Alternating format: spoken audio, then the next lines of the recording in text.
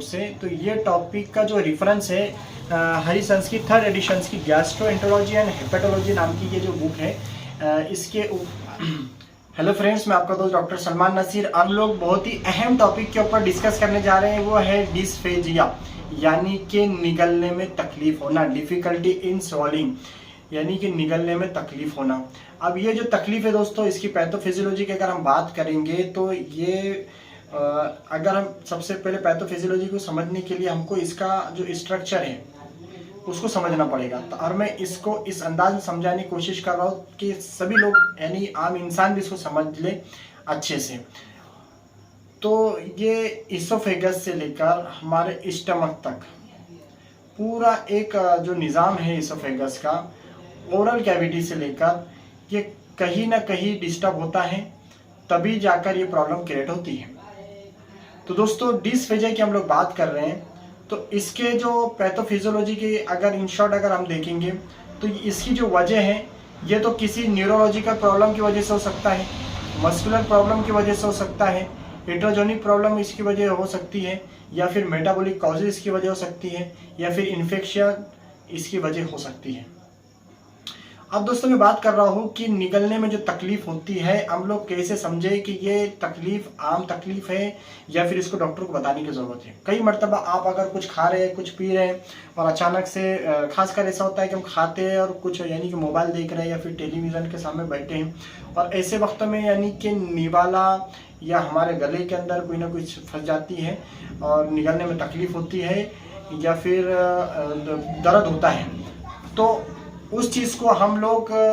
इसके अंदर शुमार नहीं कर सकते। वो किसी वक्त एक आध बार हो गया तो वो बात अलग है, लेकिन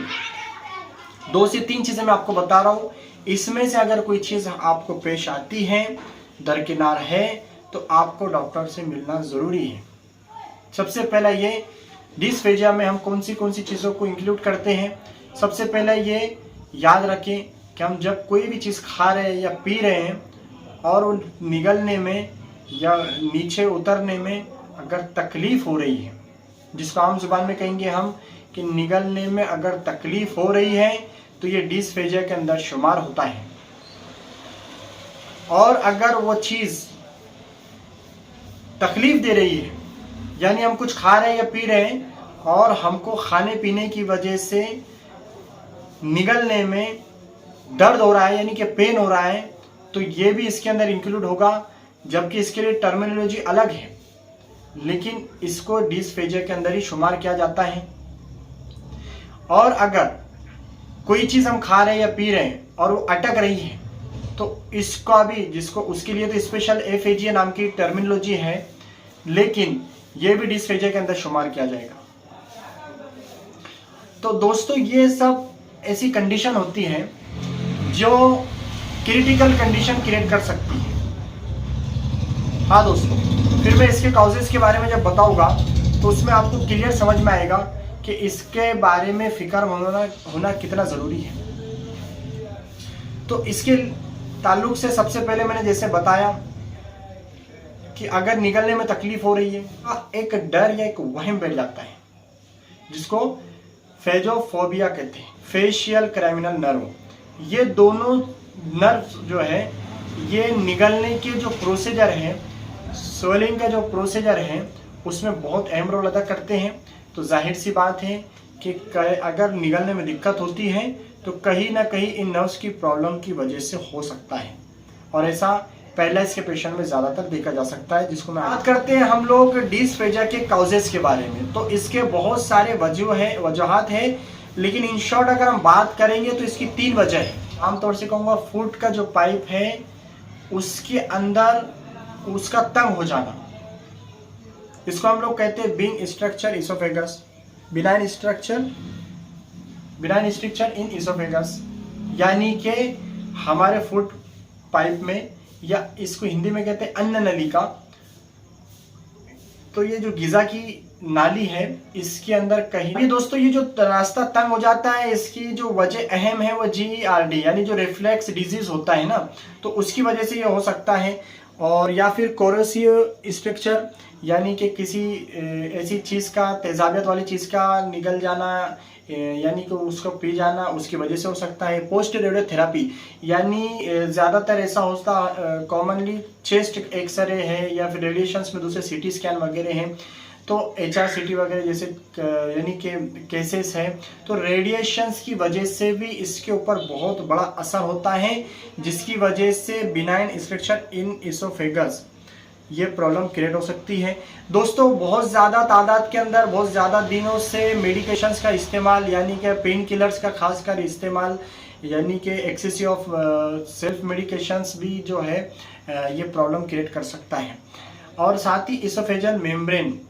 ये इसोफेजल जो मेम्ब्रेन है इसी जो कॉज की बात कर रहे हैं वो CA के ताल्लुक से यानी कि कैंसर इन इसोफेगस। अभी कैंसर जो इसोफेगस का होता है दोस्तों, कभी भी याद रखिए कैंसर जो फॉर्म होता है, बहुत सारे जो लोग हैं वो इस चीज़ को नहीं जानते होंगे, मैं आपको बता दूं कि कैंसर कभी भी अचानक यानी ऐसे नहीं हो जाता, उसकी बहुत बड़ी वजह होती है। यानी कि किसी चीज़ को हम लोग इग्नोर कर रहे हैं, छोटी सी फुंसी है, गांठ है, कोई चीज़ तकलीफ दे रही है, उसको इग्नोर कर रहे वो कैंसर की शक्ल इख्तियार कर लेती है। डेट्स कॉल्ड CA, कैंसर कहते हैं हम लोग उसको। तो GERD जिसको हम लोग यानी कि GIT सिस्टम का एक प्रॉब्लम कहते हैं, वो सिस्टम को लोग अगर इग्नोर करते हैं वो प्रॉब्लम को, GERD को जो रिफ्लेक्स डिजीज़ है, तो ये प्रॉब्लम अगर क्रोनिक हो जाती है, लॉन्ग टाइम तक के अगर ये चलती है तो may be convert in CA, cancer में चेंजेस हो सकती है। इसके अलावा क्रोनिक स्मोकिंग, जी हाँ दोस्तों, अगर स्मोकिंग करते हैं हम तो उसकी वजह से भी CA के चांसेस हैं। और इसमें चांसेस क्या इतने, आज हम देख रहे कितने सारे इंसिडेंट्स या हालात हमारे सामने, कितने लोगों की जाने जा रही हैं। तो स्मोकिंग करने की वजह से भी इसोफेगस का कैंसर हो सकता है। या कार्डिया, इसमें मोटर डिसऑर्डर होता है,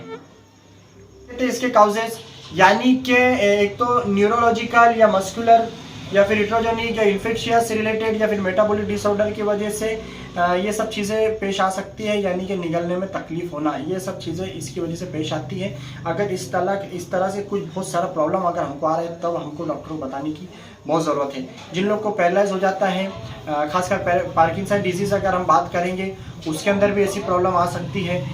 जिसको यानी कि फेशियल प्रॉब्लम है, कुछ फेशियल पैरालाइज अगर किसी को हुआ था तो उसकी वजह से भी जो है तो निगलने में तकलीफ हो सकती है। तो ऐसे बहुत सारी वजह हैं जो कि डायग्नोस के बाद ही हमारे को सामने आती है। अब अगर हम बात करें कि इसका जो डायग्नोसिस है यानी इसकी जो शनाख्त है तो वो कैसे की जा सकती है, तो डायग्नोसिस भी वो तो सिचुएशन पे डिपेंड करता है, लेकिन कॉमनली 3 तरह का इसका डायग्नोसिस होता है। सबसे कॉमन जो है वो इंडोस्कोपी है। इंडोस्कोपी के ज़रिए अगर ये चीज़ अगर समझ में नहीं आती है तो उसके लिए आगे फिर इसोफेजियल मैनोमेट्री है, अगर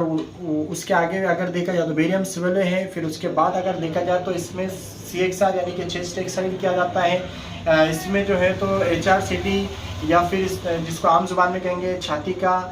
CT स्कैन भी किया जा सकता है। तो इस तरह इसके यानी कि डायग्नोसिस है, और इसके लिए बेहतर है कि गैस्ट्रोएंटरोलॉजिस्ट जो डॉक्टर होते हैं उनसे ही हम लोग रब्ता करें ताकि हमारे को सही रहनुमाई हो और हमारे जो है तो बीमारी कम से कम वक्त के अंदर खबर हो जाए। अब हम लोग दोस्तों इसके ट्रीटमेंट की बात करते हैं, तो ट्रीटमेंट डिपेंड करेगा काउस पर, यानी कि depend on the cows, teeth structure by the balloon. अगर कोई बिनाइन स्ट्रक्चर है तो उसका ट्रीटमेंट अलग होगा, और अगर CA है तो उसमें ज़्यादातर ऑपरेट का नौबत आती है। और अगर एक्लाइसिया कार्डिया का प्रॉब्लम है तो उसमें पोएम टेक्निक जो है एक फेमस टेक्निक है जिसको पेरोरल एंडोस्कोपिक मायोटोमी कहते हैं, तो इसके ज़रिए से भी जो है तो इसका ट्रीटमेंट किया जाता है। और अगर ये फर्स्ट स्टेज पे है, प्राइमरी स्टेज पे एक्यूट कंडीशन में है, तो हो सकता है कि ये जल्द से जल्द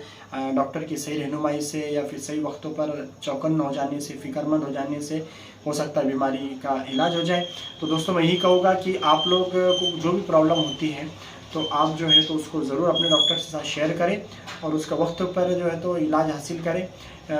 हमारे मकसद यही होता है कि हम लोगों को जागरूक करें, हम लोगों को बताएं कि ये बीमारी क्या है, इसका कैसे इलाज किया जा सकता है। तो ये कंडीशन अगर बहुत ज़्यादा क्रोनिक है, बहुत ज़्यादा तकलीफ अगर आपको है, तभी आपको ये सब चीज़ें यानी करना है, यानी कि डॉक्टर को बताना है।